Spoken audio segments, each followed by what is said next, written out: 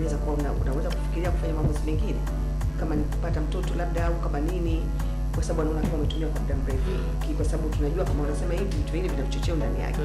Sasa kwa mfano kwa hawa wanafunzi au watu ambao bado uko kwenye malengo ya kujitafuta, maana yake pengine mtoto uko form 4, labda uko form 3, uko form 1, uko ashaanza hizo harakati, anaanza kutumia hivi mpaka afikie muda wa kutaka kuolewa, sasa nataka kuanza familia, maana yake inaweza kupita hata miaka 15 katikati. Haiwezi kumletea shida. Haiwezi kumletea shida kwa sababu kuna njia ya uzazi wa mpango ambayo haina kichocheo. Na njia hiyo ndio tunapendelea sana hawa wasichana wa shule wa wapi kutumilia, kwa sababu haibadilishi kitu chochote katika mwili wake. Just ile inakaa kuzuia tu mbegu ya baba isikutane na yai, ambayo haina kichocheo. Na ziko njia ambazo pia zinafanya mama uzazi wake urudi haraka. Kwa mfano vijiti. Unapoweka kijiti unapotoa tu unapata uzazi wako haraka. Shindano tunasema shindano ni ya muda mfupi. Mama asitumie muda mrefu shindano, kwa sababu kazi ya shindano inaenda kufanya mayai ya mwanamke yadumae. Na yai likidumaa haliwezi kupevuka ukapata ujauzito. Kwa hiyo hatupendelei atumie sana shindano. Tunasema shindano ni njia muda mfupi, kwa sababu akitumia muda mrefu yale mayai yanazidi kudumaa, na inawezekana ikawa ni sababu ya kuchelewa zaidi kupata watoto. Na kwa yule mama ambaye anatumia uzazi wa mpango na ana lengo la kupata mtoto, huwa tunapendekeza kiafya asizidi miaka 5. Yani range ya kiafya ya kupata mtoto, range ya kiafya ya kupata mtoto si chini ya miaka 2 wala si zaidi ya miaka 5 kama unataka kuendelea kuzaa. Kwa nini?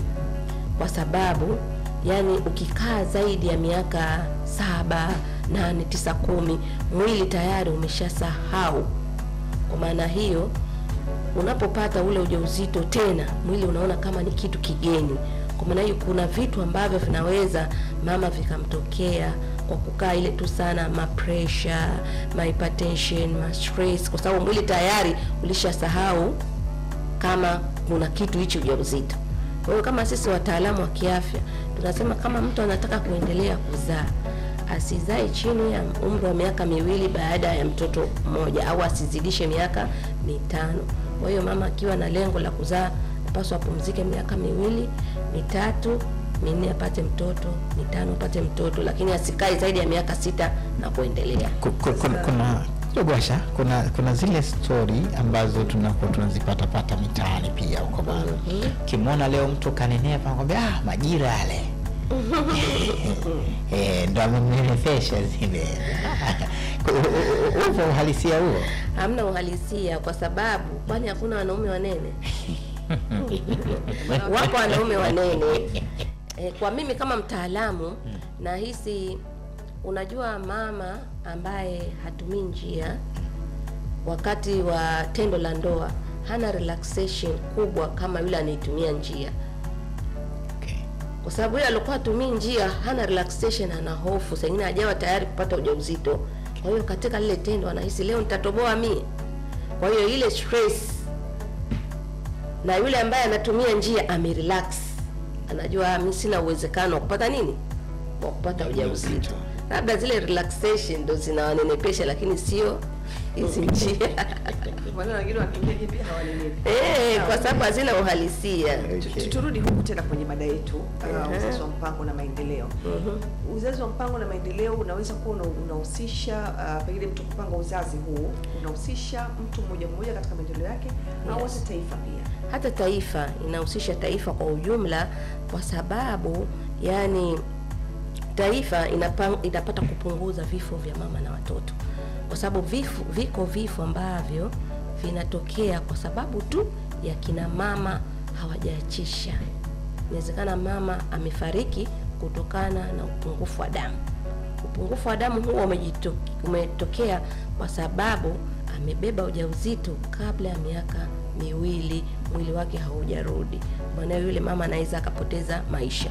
Kwa hiyo taifa linaweza kupunguza vifo hivi vya mama na watoto, Pia serikali hupanga huduma za afya, elimu na miundombinu kwa ufanisi zaidi, kwa sababu kama utatumia uzazi wa mpango, serikali itakuwa inapunguza hata hizi dawa za malnutrition, kununua hizi dawa za utapiamlo, kwa sababu unapombebea mama mtoto ujauzito atakosa ile haki yake ya kuendelea kunyonya, utaanza kumlisha kabla ya umri.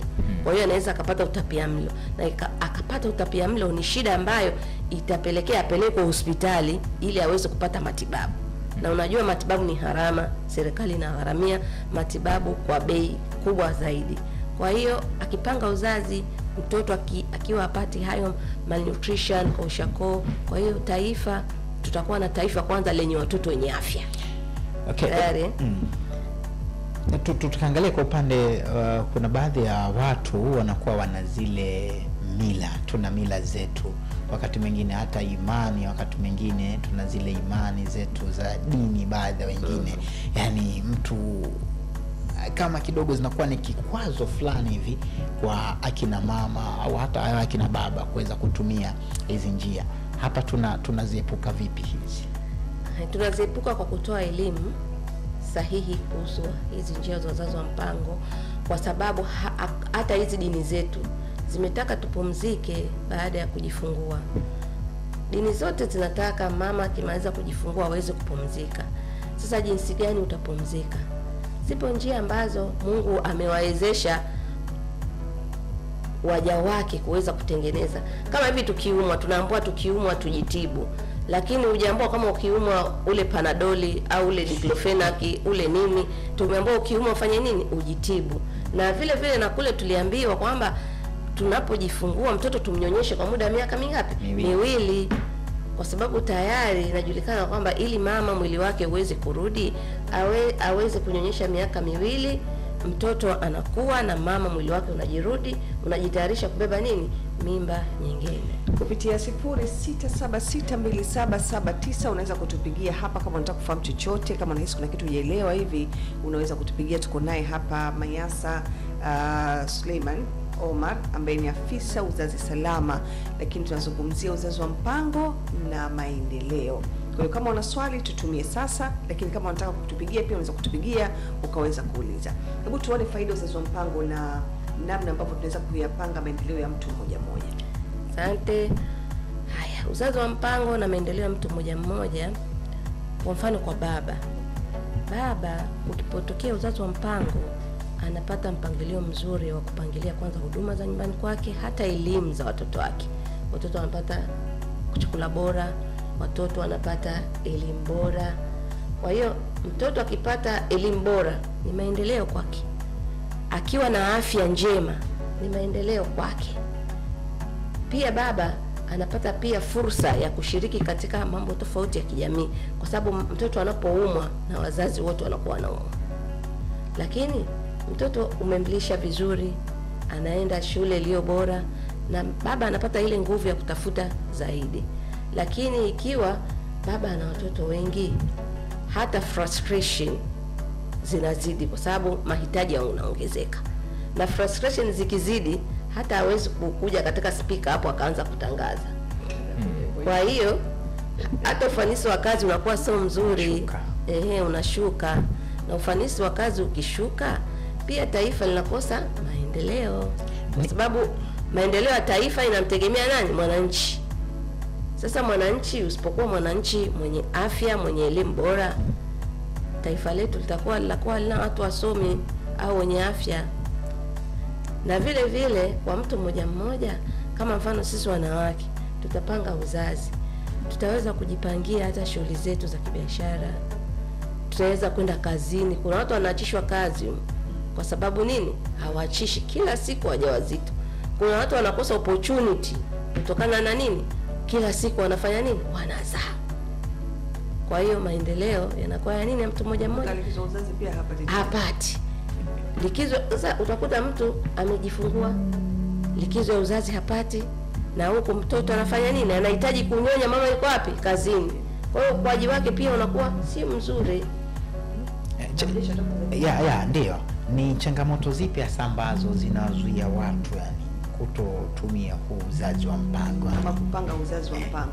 Changamoto ambazo zinaweza kuzuia labda watu kutokupanga uzazi wa mpango ni culture, kwa sababu tuna ule utamaduni wa kwamba mama hawezi kufanya chochote bila ya baba, na baba utamkuta hana elimu sasa sahihi kuhusu hizi uzazi wa mpango. Kashajiita kichwa cha familia. Kashajiita kichwa cha familia, lakini pia hana elimu, kwa sababu watu wengi wanakuambia mimi mpaka mume wangu aamue, kutokana na zile taratibu zao za ndoa na mikataba waliowekeana, kwa sababu kila ndoa ina mikataba yake na taratibu zake.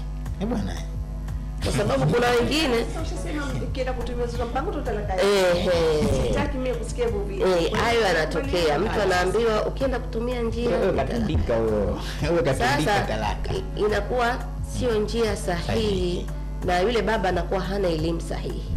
Sasa sisi njia hizi tunakuwa tunataka kuziondoa kwa kuwashirikisha kina baba, kuwapa elimu sahihi katika uzazi wa mpango, na kwa kweli mama akitumia uzazi wa mpango katika familia, hata baba anakuwa na furaha katika nyumba.